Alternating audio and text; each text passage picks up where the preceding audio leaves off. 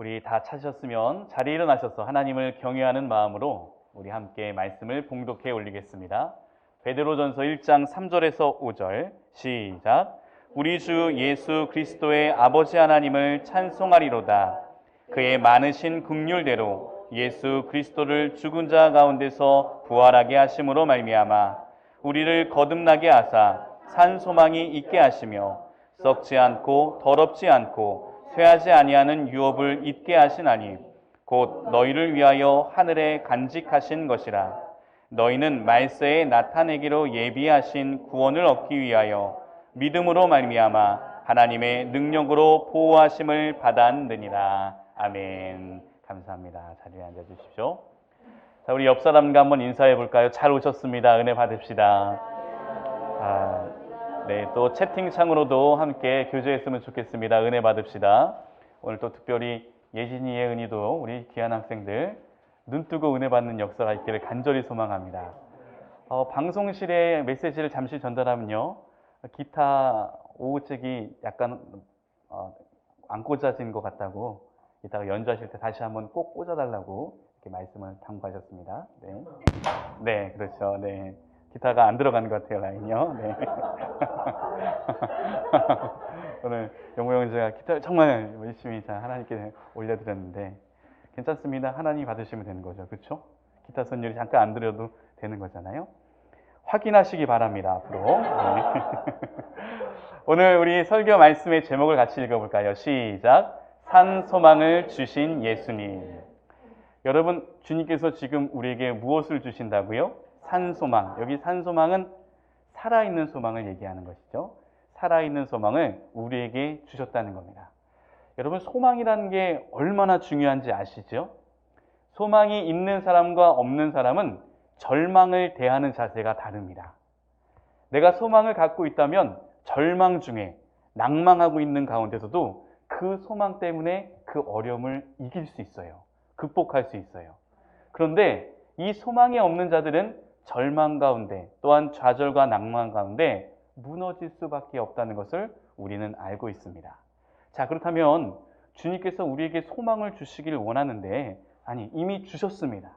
그렇다면 그 소망을 품고 살아가는 우리가 되어야 되는 것이 오늘 메시지의 중심 사상입니다.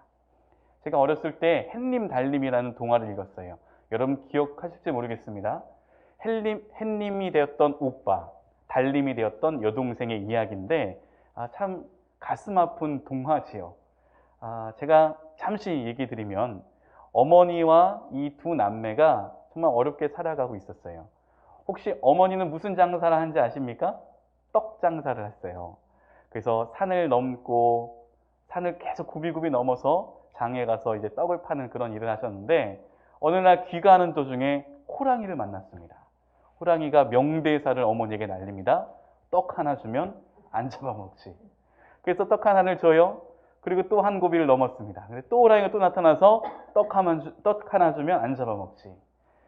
떡을 계속 주다 보니 마지막엔 줄 떡이 없는 거예요.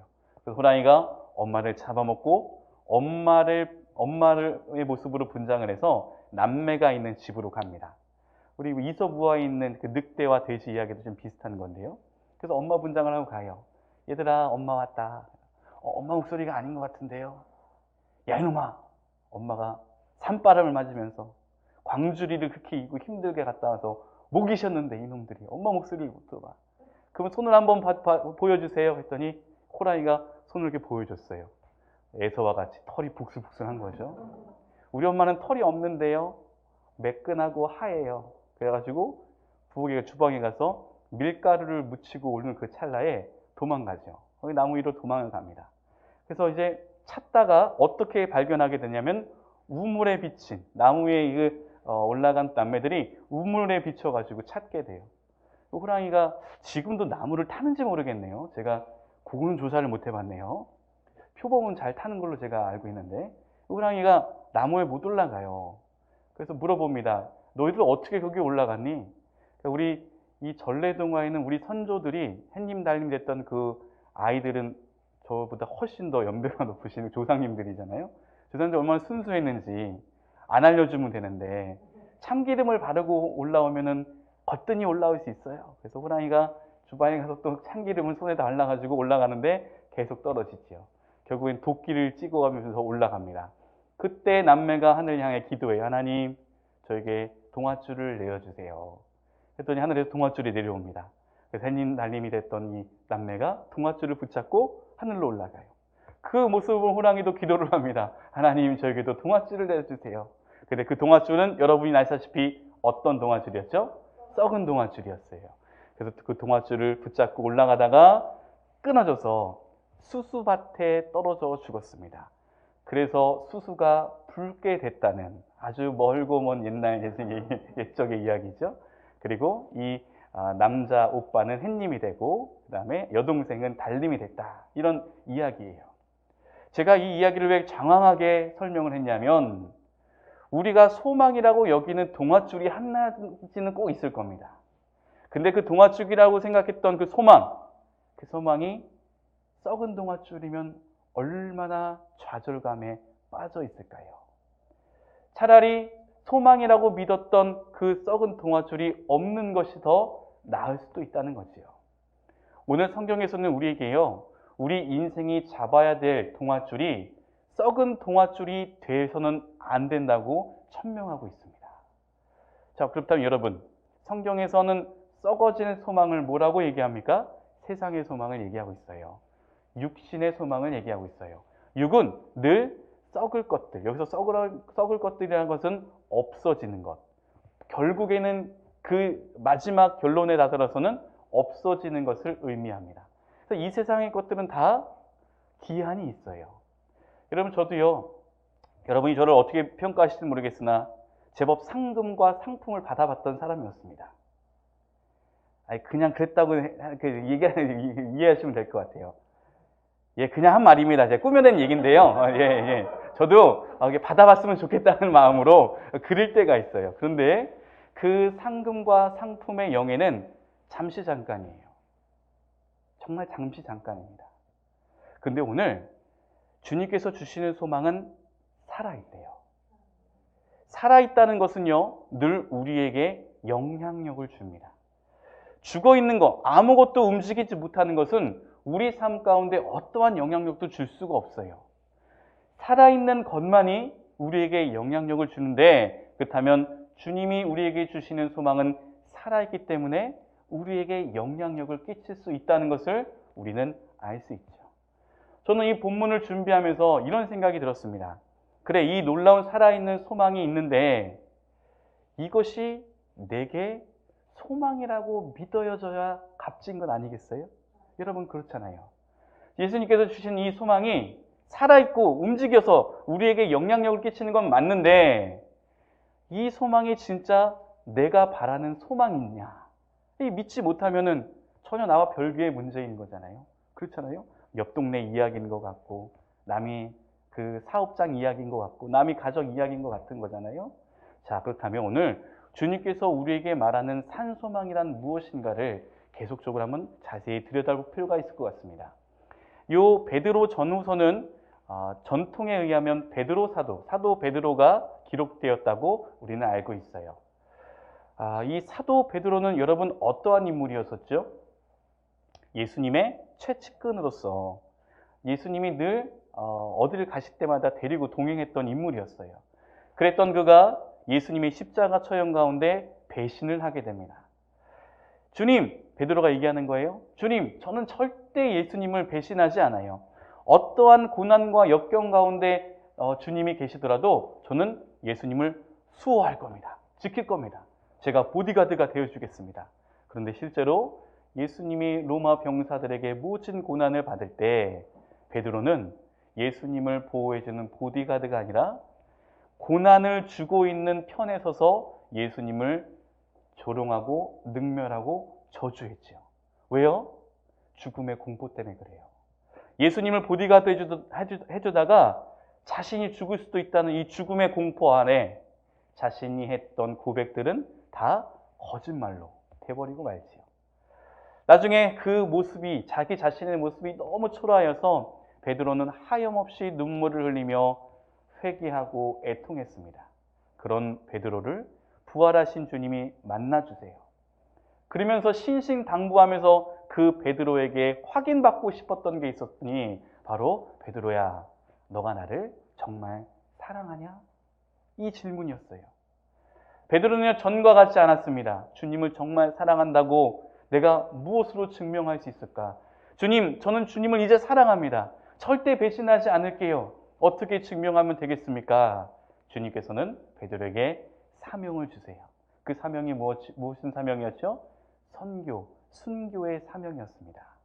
그래서 이 선교하는 가운데 죽음을 불사하게 된 베드로의 모습을 우리는 구전을 통해서 또한 전승을 통해서 익히 알고 있습니다. 이 베드로가요, 오늘 이 편지를 교회들에게 보냅니다. 그렇다면 교회들이 이 베드로의 편지를 받아들었을 때의 상황이 어떤 상황이냐? 로마 정권에 핍박받고 있었던 상황이에요. 정말 죄송한 얘기를 제가 좀 해보면요, 지금 이 코로나 위기로 우리가 지금 초대교회의 핍박으로 가고 있다, 정부가 우리 종교를 좀 핍박하고 있다, 이렇게 얘기하시는데, 이 초대교회의 핍박을 조금이라도 안다면 그 핍박의 정도가 얼마나 강했는지 선뜻 그 말을, 그 비교를 저는 이렇게 말하면 오히려 명예훼손이라고 생각합니다. 초대교회의 고난에 목숨을 걸고 예배드렸어요. 네로 황제는 얼마나 강력하게 핍박을 했는지 모든 이 믿는 그리스도인들을 불태워 죽였죠. 문헌에 따르면, 이 역사적 문헌에 따르면 그리스도인들을 밤에요, 장대에 매달아서 화형을 시켜서 길거리에 가로등으로 썼다는 문헌도 있습니다. 얼마나 잔인합니까? 그럼에도 불구하고 초대교회, 우리 믿음의 선배님들은 자신들의 신앙을 지켰고 예수 그리스도를 부인하지 않았어요. 여러분, 우리가 이 순교라는 것을 환상적으로 막연하게 좋은 것, 은혜로운 것, 하늘의 상급이 놀랍게 예비되어 있는 것으로 얘기하고 있지만, 실질적으로 내 목숨을 바쳐서 예수 그리스도를 따른다는 고백은 아무나 쉽게 할 수 있는 것이 아닙니다. 여러분, 우리 상황을 보십시오. 우리는 언제든지 주일 예배에 빠질 수 있는 준비가 되어 있는 사람들 아닌가요? 우리는 언제든지 내 이해타산에 맞지 않으면 신앙생활은 2순위, 3순위로 밀어버릴 수 있는 사람 아닌가요? 여러분, 절대로 우리 이 순교의 정신을 폄하하거나 비하하지 마십시오. 우린 너무나 편하게 지금 예수 그리스도를 믿고 있는 거예요. 자, 오늘 우리가 읽었던 본문 앞에 수신자들에 대해서 이렇게 설명하고 있습니다. 베드로전서 1장 1절과 2절을 우리 화면을 보면서 같이 한번 읽어볼까요? 베드로전서 1장 1절에서 2절입니다. 시작! 예수 그리스도의 사도 베드로는 본도, 갈라디아, 갑바도기아, 아시아와 비두니아에 흩어진 나그네로 사는 여러분에게 문안합니다.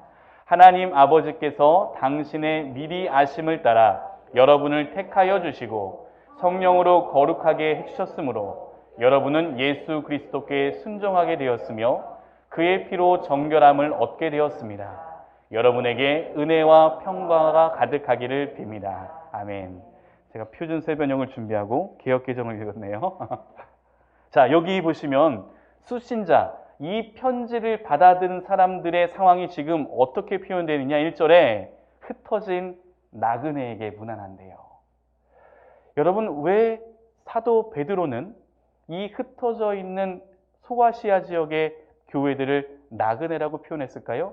여기 예수 그리스도의 사도인 나 베드로는 이 본도, 갈라디아, 갑바도기아, 아시아, 비두니아는 우리를 얘기합니다.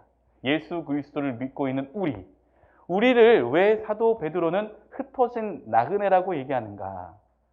나그네, 목적지가 없이, 여기가 목적지가 아니라 잠시 지나가는 사람을 나그네라고 표현하죠. 베드로는 우리에게 이렇게 얘기합니다. 이 세상의 삶이 우리 인생의 전부가 아니라는 거예요. 즉, 다시 말하면 우리는 이곳에서 살려고, 이곳에서 우리의 모든 생활을 영위하기 위해서 창조된 존재가 아니라는 거예요. 이 세상은 그저 지나가는, 우리는 그냥 이 세상을 지나가는 나그네라는 거예요. 우리가 가야 될 본향, 내가 가야 될 그 정착지는 어디냐? 바로 하늘나라라는 거예요. 그래서 이 나그네의 삶 가운데 여기에 집중하면 안 된다는 것을 사도 베드로는 우리에게 얘기합니다. 제가 전에도 이 광야에서 존 비비오 목사님이 쓴 광야에서의 책에서 이런 것을 이용했어요. 여러분 혹시 해외여행을 가시다가 그 해외여행이 너무나 그 여행지가 너무나도 좋아서 거기에 집을 사고 땅을 사고 다시 귀국하시는 분 계신가요? 이제 앞으로 그곳에 몇 년 후면은 갈지도 모르고, 아니 저는 솔직히 이런 생각을 해봤습니다. 많은 해외를 다녀봤지만 제일 좋은 데가 태국이었어요. 태국 파타야가 가장 좋더라고요. 저는요, 많은 해외를 가봤지만 그 파타야에 가면서 저는 이렇게 다짐했습니다. 저희 아내와 매년마다 오자. 지금 14년이 흘렀어요. 네, 여러분, 우리가 여행지에 가서 그 여행지가 주는 편안함, 안락함, 그런 휴식, 그것 때문에 그곳에 집을 사고 그곳에 터를 잡는 사람은 없습니다. 정말 우매한 사람이죠. 마찬가지입니다. 우리가 아무리 그 여행지가 좋다고 할지라도 다시 돌아야 될 집이 있기 때문에 집에 충실하지 그 태국 파타야에 집중하지 않아요. 우리는 나그네입니다. 아무리 이 세상의 삶이 좋다고 하여도 이곳에 집을 짓고 이곳에서 정착하는 사람이 아니라 우리는 돌아가야 될 우리의 본 고장이 있어요. 그것이 바로 천국이라는 것이죠. 여러분, 그래서 이 세상의 삶에 너무 집착하는 것은 마치 태국 파타야에 으리으리한 별장을 짓고 땅을 사서 내가 내일도 와야지 라고 생각한 아둔한 저와 같다는 것을 기억하십시오. 우리의 돌아갈 본래 고향은 어디라고요? 하늘나라예요. 하나님이 계시는 저 천국이라는 것입니다. 그래서 우리는 이 세상에 집중하는 것이 아니라 우리의 본향에 집중해야 돼요. 사도 베드로는 오늘 그 얘기를 해주고 있습니다. 지금 예수 그리스도를 믿는다는 그 이유 하나만으로 핍박받고 있는 그 교회들에게 얘기하는 거예요. 걱정하지 마세요. 우리는 나그네입니다. 이 세상의 삶의 고통이 전부가 아닙니다. 여러분, 우리랑 좀 다른 위치에 있어요. 우리는 이 세상의 행복을 추구하기 위해서 이곳이 좋사오니 주여, 여기가 좋습니다. 여기서 모두 주시고 모두 주시고 모두 주시고 이것도 이루어야 되니 이곳의 삶의 가운데 주님 풍족해 하시옵소서. 우린 이렇게 얘기해요. 그런데 지금 소아시아 지역에 흩어져 있는 이 교회들에게 베드로는 이렇게 얘기합니다. 여러분들이 받는 고난 때문에 억울한 마음이 있을 거예요. 내가 예수 그리스도를 믿으면 탄탄대로를 걷고 일사천리와 같이 모든 것이 청사진처럼 이루어지는 놀라운 일들이 예배될 줄 알았는데 목숨을 걸고 예배드려야 하니 이게 무슨 청청병력과 같은 소리인가? 내가 이 고난 받으려고 이 죽음의 두려움 가운데 늘 벌벌 떨려고 예수를 믿었던가? 라고 생각하는 여러분, 걱정하지 마세요. 우리는 나그네입니다. 여러분의 고난과 고통은 잠시이고요. 영원히 천국에서 거할 그 기간이 놀랍도록 영원하다는 것을 기억하시길 바랍니다. 그러면서 운을 떼는 거예요. 여러분, 제가 신약 성서를 한눈에 읽기라는 조경철 박사님이 쓰신, 교수님이 쓴 그 책을 읽었을 때 신약 성경에요, 고난을 받는다는 헬라어가 42번 기록되었다고 하더라고요. 그 중에 42번 중에 12번이 이 베드로 전서에 쓰여져 있대요. 전체 신약 성경 27권의 그 책 가운데 다 고난을 받는다는 헬라어를 뽑아내면 42개인데 유독 베드로는 고난 받는다는 것을 많이 기록했다는 거예요. 그 말은 무슨 말이에요? 그가 지금 편지를 받아볼 사람들의 상황이 무척 고난 가운데 있다는 거고 자신 또한 고난 가운데 있다는 것을 이야기해 주는 거예요. 그런 처절한 그런 고난 가운데 있는 예수 그리스도를 믿는 그리스도인들에게 이렇게 얘기합니다. 2절을 다 같이 읽어볼까요? 시작! 하나님 아버지께서 당신의 미리 하심을 따라 여러분을 택하여 주시고 성령으로 거룩하게 해주셨으므로 여러분은 예수 그리스도께 순종하게 되었으며 그의 피로 정결함을 얻게 되었습니다.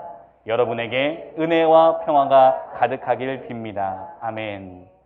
고통받고 있지만 여러분 이거 기억하십시오. 우리는 하나님 아버지께서 우리를 택하여 주셨다는 거예요. 그렇기 때문에 우리 택한 백성으로서 반드시 성령으로 거룩하게 되고요. 또한 그리스도를 순종하게 되는 이 믿음 때문에 예수 그리스도의 보배로운 피, 보배로운 피를 두 글자로 줄이면 무슨 말, 어떤 단어가 되죠? 보혈이 됩니다. 주님의 보혈로 정결하게 씻음을 받아 우리 삶 가운데 은혜가, 평화가 가득하게 될 것입니다. 여러분, 고난 가운데 이것을 기억하십시오 하면서 2절을 쓰는 거예요. 그리고 나서 우리가 읽었던 본문에서 사도 베드로는 이렇게 얘기합니다. 우리 3절 다 같이 한번 읽어볼까요? 3절입니다. 시작. 다시 한번요. 베드로전서 1장 3절. 물 마실 테니까 크게 읽어주시기 바랍니다. 시작.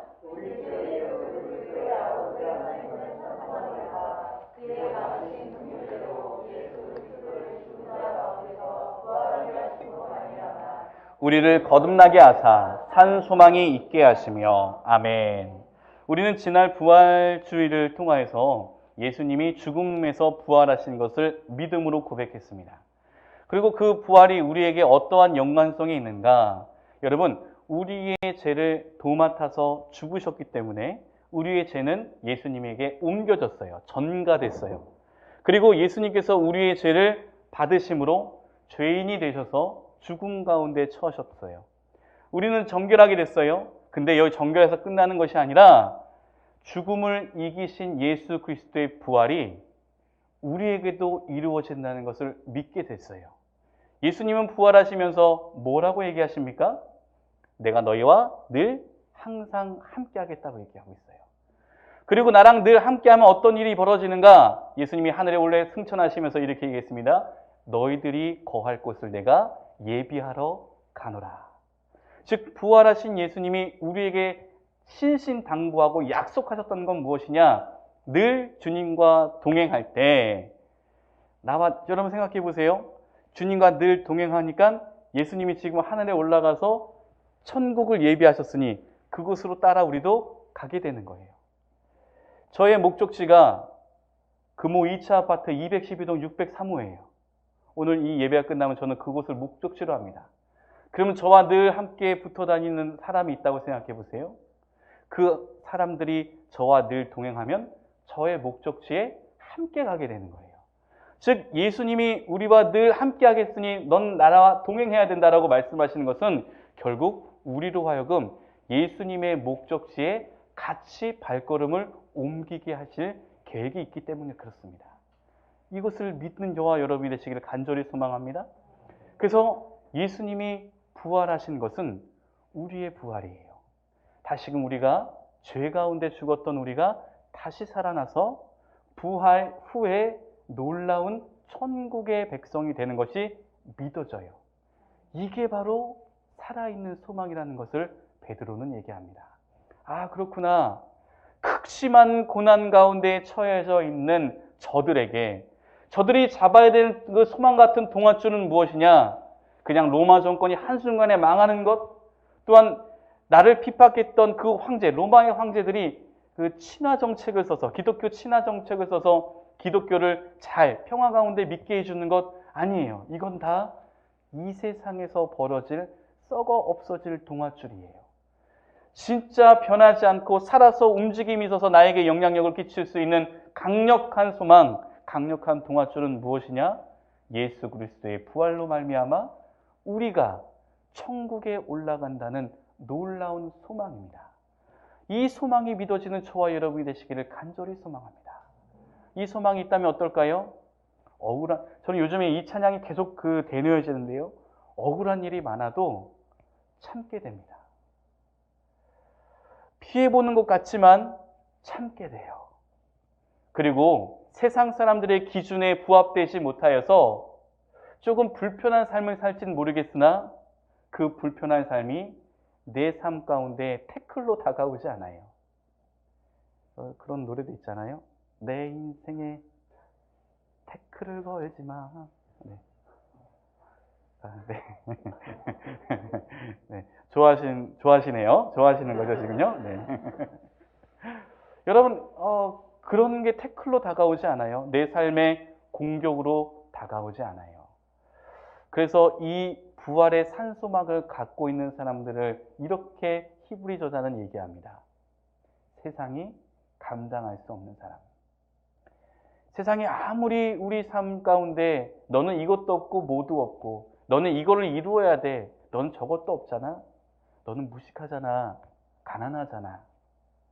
보란 듯이 어느 누구에게 떵떵거리면서 내세울 수 있는 건 또 아무것도 없잖아. 그런 식으로 우리를 위협한다 할지라도 우리는 산 소망이 있기 때문에 거기에 자존심 상해하지 않아요. 자존감이 낮지 않아요.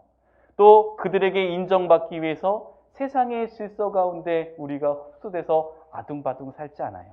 우리에겐 산 소망이 있기 때문이죠. 그 어느 것도 우리의 기쁨과 우리를 사랑하시는 예수 그리스도의 믿음을 빼앗아갈 수 없음을 믿으시는 저와 여러분이 되시기를 간절히 소망합니다. 화목의 성도는 내가 볼 때는 그렇게 많은 돈도 있는 것 같지도 않고 애들도 그냥 노멀하다 못해 평균 이하인 것 같은데 왜 이렇게 기쁜 모습을 하고 있지? 왜 맨날 저렇게 웃지? 너무 가진 게 없어서 실성했나 봐. 네, 네, 네, 그래요. 네. 그런 얘기 들으셨나 봐요, 누군가에게? 지금 웃으신 분이요? 누군가가 저에게 그렇게 얘기해서 그래요. 조인이라는 저 사람은 왜 맨날 저렇게 실실 웃지? 허파에 바람이 들었나? 아니요, 저는 여러분에게 강력하게 외칠 수 있습니다. 저에게는 산 소망이 있어요. 내 인생을 절망 가운데 몰아치는 그 문제를 이길 수 있는 산 소망이 있으니 그것은 무엇이냐?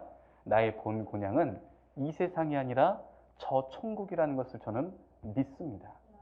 믿어 의심치 않아요. 그렇기 때문에 이 산 소망이 이 고난 가운데 있는 그때 당시의 초대교회들에게 힘이 됐어요. 통화줄이 된 거죠. 자, 이제 이 산 소망을 가진 자들에게 사도 베드로는 여러 가지를 얘기하고 있지만 저는 특별히 여러분들에게 두 가지를 강조하고 싶습니다. 이제 산 소망을 가진 사람들은 어떻게 살아가야 되는가? 이제부터가 중요해요. 이제 지금까지는 제가 산 소망의 중요성, 당위성에서 얘기했다면 이 산 소망을 믿고 이 동아줄을 붙잡은 우리들은 어떻게 살아야 되는가? 사도 바울은 베드로전서 1장 15절과 16절에 이렇게 얘기하고 있습니다. 우리 다 같이 한번 읽어볼까요? 시작! 오직 너희를 부르신 거룩한 이처럼 너희도 모든 행실에 거룩한 자가 되라. 기록되었으되 내가 거룩하니 너희도 거룩할지어다 하셨느니라. 첫 번째, 산소망을 믿고 살아가는 사람들은 거룩한 삶을 살아야 된대요. 이 거룩이라는 단어가 참 어렵지만 저는 이 거룩이라는 단어를 어떻게 쉽게 표현했냐면 구별됨이라고 했어요. 세상과 구별된 삶. 여기서 제가 말하는 건 세상을 다 부정한 것으로 보는 게 아니라 썩어질 것을 쫓아가는 예수 그리스도를 부인하는 그 세상과 반대로 살아가는 구별되어서 따로 떨어져서 살아가는 사람이에요. 절로 들어가라, 산으로 들어가라는 게 아니라 절로 들어가는 표현 안 쓰죠?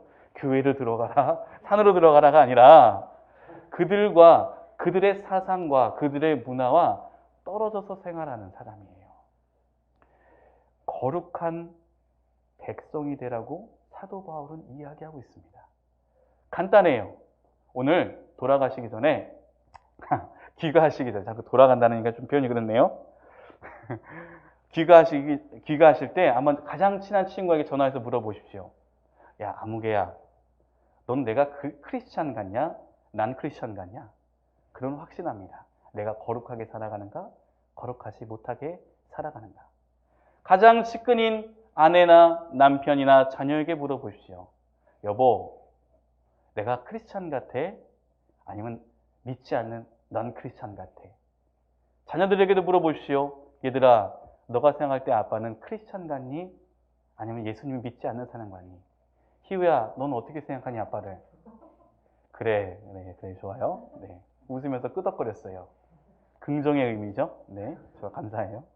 여러분, 우리가 구별된 삶을 살아야 될 줄로 믿습니다. 왜요? 우리는 산소망이 있는 사람이기 때문에 그래요. 두 번째입니다. 베드로전서 1장 22절 표준 세번역으로 같이 읽어볼까요? 시작! 여러분은 진리에 복종함으로써 영혼을 정결하게 해서 꾸밈없이 서로 사랑하기에 이르렀으니 순결한 마음으로 서로 뜨겁게 사랑하십시오. 아멘. 여기 뜨겁다는 헬라어는 깊이라는 뜻도 있습니다. 깊게 사랑하십시오래요. 자, 첫 번째, 거룩한 삶을 사는 것. 두 번째, 서로 뜨겁게 사랑하며 사는 것. 이것이 바로 산 소망을 붙잡고 살아가는 사람들의 모습입니다. 여러분, 산 소망을 우리가 붙잡았다면 이제는 세상과 구별된 삶, 그리고 뜨겁게 내 이웃을 사랑하는 삶이 되어야 될 줄로 믿습니다. 오늘 22절을 보십시오. 이 사랑은 어떤 사랑이냐? 꾸밈이 없는 순결한 마음으로 사랑하는 거예요. 여러분, 꾸밈이 없다는 것은 대가를 바라는 게 아닙니다. 제가 반복해서 얘기하지만 우리는 너무 이 매매 법칙에 물들어 있어요. 매매 법칙. 매매라는 것은 내가 어떠한 돈을 주면 그 돈의 대가대로 어떠한 물건을 받는 게 매매죠. 시장에서 물건 사고 파는 걸 매매라 그러잖아요. 우리 이 매매 법칙에 너무나도 익숙해져 있습니다. 그리스도인들도요. 아무개 집사님, 내가 이렇게 했으니까 이렇게 해. 우리 매주 토요일마다 청소가 있는데 저는 한 번도 이런 얘기를 들어본 적이 없어요. 마지막 주에 누가 청소인데 제가 좀 일이 있어서 저랑 좀 바꿔주십시오. 이렇게 바꿔주는 건 되는데 이 얘기를 듣는 그 상대방은 괜찮아요. 둘 다 제가 할게요. 라고 하신 분을 아직 잘 못 들어본 것 같아요. 매매 법칙. 그래, 원래 내가 청소하는데 바꿔주는 거야. 바꿔주는 거야. 저희 청소 얘기해서 죄송합니다, 여러분. 어떤 한 분이 통계를 내셨어요. 우리 한빛교회 성도님이신데요. 통계를 내셨어요. 어떤 통계냐? 한 번도 교회 청소를 하지 않은 사람은 우리 교회를 결국 언젠간 떠나게 됐대요. 무서운 얘기인가요? 즐거운 얘기인가요? 그래서 제가 카운트를 해봤어요. 어떤 분이 우리 교회 청소를 안 하시냐? 이분 떠나시겠는데? 우스갯소리로 했지만 여러분, 여러분들의 그 헌신과 봉사가 주님이 기억하신다는 것을 기억했으면 좋겠어요. 청년부 알겠죠? 네, 아멘. 우린 너무 이 매매 법칙에 물들어 있어요. 여러분, 우리가 축의금 할 때 제일 먼저 하는 행동이 뭐죠? 내 결혼식 때, 내 경조사 때 저 아무개는 얼마 했지? 장부를 뒤져보기 시작합니다. 네, 3만 원밖에 안 했어? 알았어, 나도 3만 원. 좀 그러네. 3만 5천 원. 이런 마음 풀 때가 있죠. 만약에 우리 매매 법칙대로 살아가는 것이 맞다면 예수 그리스도의 사랑을 절대 받을 수 없는 우리라는 것을 기억하십시오. 어떠한 대가를 바르고 주님이 십자가에 달려 돌아가신 것이 아닙니다. 그저 꾸밈 없이 순수한 마음으로 우리를 사랑하셨어요. 혹시나 부모님들 가운데서도 자녀들에게 무언가 대가를 바라기 위해서 아이들을 잘 양육했다면 그거는 순수한 사랑이 아니겠죠. 고만의 성도님. 네, 그렇죠? 네. 그렇잖아요, 여러분. 진짜 순수하고 정말 고결한 사랑은 무엇입니까? 희생의 사랑이잖아요. 희생. 물론 고만의 성도님 그러신 분 아닙니다, 여러분. 정말 제가 간증을 들어봤는데 그런 분 아니세요. 정말 소영제가 엇나가고 탈선에서도 사랑으로 우리 대한민국의 경찰을 만드신 거 아닙니까? 민중의 지팡이. 네. 자, 두 번째는요. 뜨겁게 사랑하라고 얘기했어요. 뜨겁게. 이 뜨겁다는 건 무엇이죠? 아까 깊이라고 얘기했어요. 피상적인 사랑은요. 나에게 이득이 되는 것을 구합니다. 아니, 내가 그저 좋으면 하는 거예요. 상대방의 감정은 신경 쓰지 않아요. 이 피상적인 사랑은 내가 좋으면 좋은 거예요. 상대방이 손해를 보건 그 상대방의 거부를 하건 존중하지 않아요. 그러나 깊이 있는 사랑은 무엇이죠? 아낌없이 내어주고 그를 존중해주는 사랑이 뜨거운 사랑입니다. 그저 남녀간의 불붙는 에로스가 뜨거운 사랑이 아니라 이 삼위일체 하나님의 사랑 방법처럼 이 내어주고 인정해주고 존중해주고 겸손한 사랑, 이것이 깊은 사랑이래요. 자, 오늘 설교를 마무리 해볼게요. 마무리 줘보겠습니다. 예수님께서는 우리에게 어떠한 것을 주기를 원하시느냐? 아니, 어떠한 것을 이미 확증해 주셨냐? 살아있는 소망이에요. 소망이 왜 중요냐고 저에게 물어보신다면 이 열사, 소망은 절망을 이길 수 있는 힘이라 대답하고 싶습니다. 소망이 왜 중요하냐고요? 우리가 절망 가운데 빠졌을 때 그 소망은 절망에서 능히 우리를 구원해 주기 때문이에요. 근데 이 세상의 가치들은요, 여러 가지 소망을 얘기해요. 근데 성경은 단 한 가지를 얘기합니다. 변하지 않는 영원한 살아있는 소망이 무엇이냐? 바로 구원이라는 거예요. 이 하늘에 입성할 수 있다, 하늘나라에 갈 수 있다는 이 믿음의 고백이 이 세상 삶의 절망과 고난을 넉넉하게 이길 수 있는 비결이라고 주님은 말씀하십니다. 그래서 사랑하는 우리에게 가장 값진 동화줄을 하늘에서 내려주는데, 그것은 돈이 아니라, 건강이 아니라, 명예가 아니라, 권력이 아니라 부활의 산소망 되시는 구원의 동화줄을 우리에게 내려주세요. 우리 그 붙잡으면 됩니다. 여러분, 이제 우리가 할 건요, 그냥 꼭 붙잡으면 돼요. 그러면 그 동화줄이 우리를 천국으로 인도해 줍니다. 이 산소망이 우리를 구원의 확신으로 인도해 준다는 거예요. 여러분, 이 꽉 잡는다는 이 행동의 양식을 저는 두 가지로 얘기했습니다. 꽉 잡는 거. 어떻게 꽉 잡는다고요? 거룩한 삶을 삶는 게 그 소망을 꽉 잡는 거예요. 겸손하고 순결하고 고결하고 뜨겁게 사랑하는 것이 그 동화줄을 꽉 잡는 겁니다. 여러분, 기억하세요? 그냥 머릿속으로만 아는 게 아니에요. 우리는 거룩한 삶, 사랑의 삶을 살 때 그 산소망을 붙잡고 살아가는 사람이라는 것을 기억하십시오. 두 눈을 감아 볼까요? 우리 한번 우리 삶 속에 나는 어떠한 소망을 잡고 있는지 한번 점검해 봅시다. 이게 썩은 동화줄인가? 아니면 정말 견고하고 끊어지지 않는 동화줄인가? 그리고 내가 그 산소망 가운데 살아갔다고 하면서 혹시 거룩하지 못한 부분은 어떤 것인가? 사랑하지 못하는 부분은 어떤 것인가? 이 시간 한번 점검해보고 주님께 결단합시다. 주여, 산소망으로 살아간다는 것은 거룩한 삶, 사랑의 삶인 줄 알고 있사오니 주여, 내 삶 가운데 거룩의 삶이, 사랑의 삶이 지속될 수 있도록 그 동화줄을 붙잡는 내가 될 수 있도록 도와주시옵소서. 위와 같은 마음으로 주님 앞에 결단하며 기도하겠습니다. 사랑의 하나님, 오늘 우리에게 귀한 말씀으로 함께해 주신 것을 감사와 영광합니다. 이 말씀이 머리에서 머무는 것이 아니라, 그저 감동으로 머무르는 것이 아니라 반드시 우리 삶 가운데 실천으로 옮겨지기를 간절히 소망합니다. 혹여나 이 가운데 물질적인 어려움으로 고난을 받고 있습니까? 건강의 질병으로 인하여 고난을 받고 있습니까? 주님, 세상 가운데 관계 가운데 고난을 받고 있습니까? 주님, 환경 가운데 고난을 받고 있습니까? 주여, 이 시간 그 고난을 이길 수 있는 산소망을 붙잡고 나아가는 성도들 되길 간절히 소망합니다. 영원히 썩어지지 않을 주님의 놀라우신 저 천국의 구원이 우리에게 있음을 깨닫게 하여 주시옵소서. 주님, 늘 우리와 함께 하시사 역사하여 주시옵시고 부족함이 없는 우리가 되게 도와주시옵소서. 주님이 나를 택하셨음을 이 시간 믿습니다. 나를 거룩하게 해주신 것을 믿습니다. 정결하게 해주신 것을 믿습니다. 주여, 우리 삶 가운데 은혜와 평화가 가득 넘칠 수 있도록 주께서 축복하여 주시옵소서.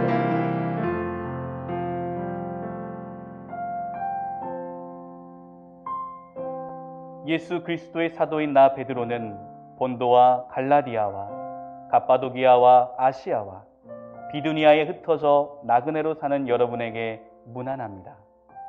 하나님 아버지께서 여러분을 미리 아심을 따라 여러분을 택하시고 성령으로 거룩하게 해주셨으므로 여러분은 예수 그리스도께 순종하게 되었으며 그의 피로 정결함을 얻게 되었습니다.